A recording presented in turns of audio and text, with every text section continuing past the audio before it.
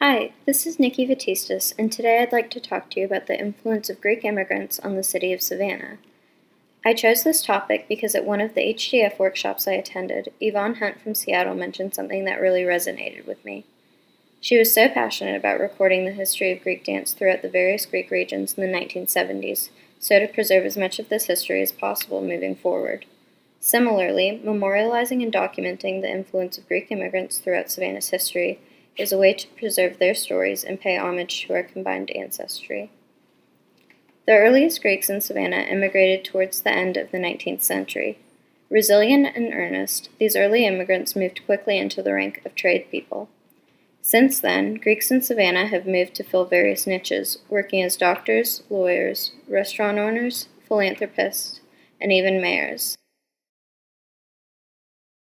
Everybody they ask me about the Greek American name Rousakis, and also Pitliakakis was the chairman of the city of Savannah. We have very good names here.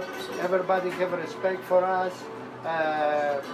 All the politicians like us because we have also good culture, and we have every year the festivals. And now, at least over 10 years, we have the wine food festival. Because Atlanta's without no water, yeah. Water. All the selling was here, and was about 120 countries. The Olympic Village was the Marriott hotel there. So you were the Philoxeno here? Yeah, it was very good. Here was the headquarters for Olympics here. And every night was big parties here. You know, I'm born in Greece. I have almost 26 years in the United States, also in Savannah. You know, Savannah also they have big ports, a lot of Greeks every day. Like this today, I met about 10 guys. You know, we need museum. Yeah. Maritime. Yeah. Do you know, I don't know, with the museum, no, Yeah. museum, the Museum, Greek yeah. museum. Yeah. I tried to work with Charlie. And they wouldn't let you build anywhere? Στο στόμα κράσι απ' την κολόνα.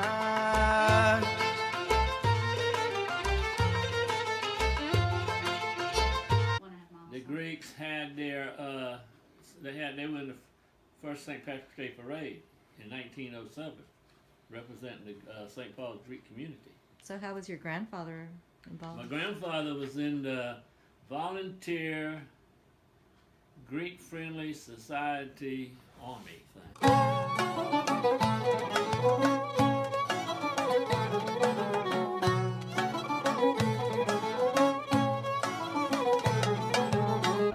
Y'all know where the botanical garden, their parents had the man farm one time. And they gave it over to the state of Georgia. Peter Leopold, along with his brothers George and Basil, founded Leopold's Ice Cream at the corner of Gwinnett and Haversham Streets in Savannah. Peter had been taught the art of making homemade super premium ice cream. Many lasting memories were made at Leopold's between 1920 and 1970, since it was the gathering place for all of Savannah, including famed lyricist Johnny Mercer, who grew up a block away. There are also many props, posters, and signed autographs of actors Danny Stratton have worked with over the years. Leopold's is a story of an Odyssey of a young boy who left home only to return to the roots established by his elders. My father was he was a soldier in the Odyssey when they were fighting the Italians up in Albania. He was in the army. He fought that war. And then just when World War II was finishing, Greeks started a civil war.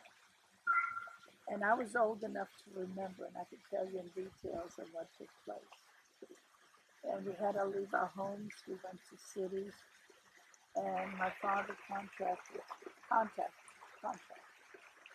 TB, which was prevalent back in those days, because they didn't have the proper nutrition, whatever.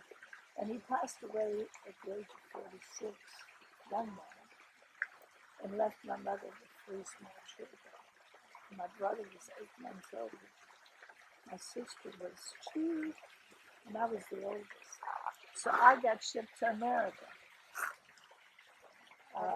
all by myself.